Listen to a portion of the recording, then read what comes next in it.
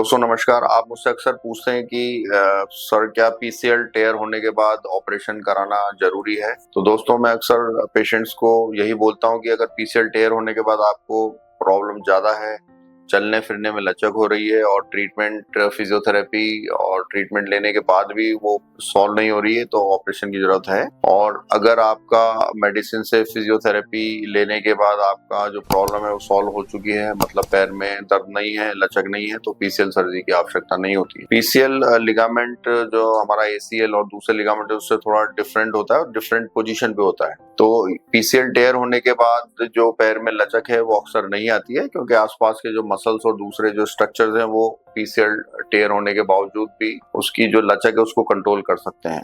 तो अगर हम रेगुलर फिजियोथेरेपी रिहैब लें तो पीसीएल टेयर होने के बाद भी पेशेंट नॉर्मल की तरह काम कर सकता है।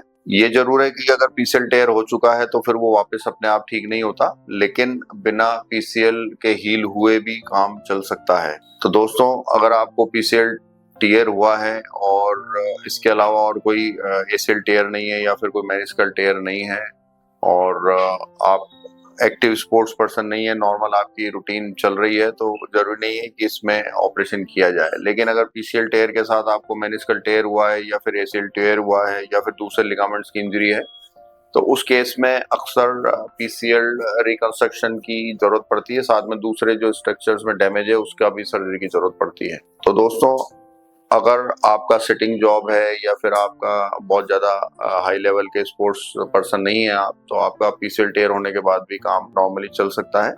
इसके लिए आप अपने नजदीकी डॉक्टर से संपर्क करें, स्पोर्ट्स सर्जन को दिखाएं।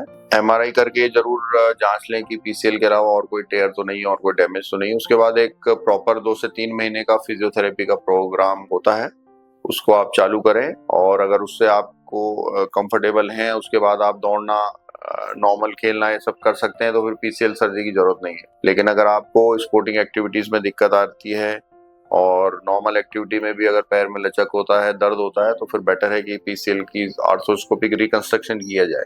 साथ में अगर मेनिस्कल टेयर है तो वो भी रिपेयर होंगे, एसीएल टेयर है तो वो भी रिकंस्ट्रक्शन होगा। तो दोस्तों पहले फिजियोथेरेपी करें फिर आगे इसका डिसाइड करें। अगर आप हमसे संपर्क करना चाहते हैं तो हमारे व्हाट्सएप नंबर पर अपनी हमारा ये रिपोर्ट्स भेजकर और अपना मैसेज लिखकर वेट करें और अब आपको हमारा जवाब मिलेगा।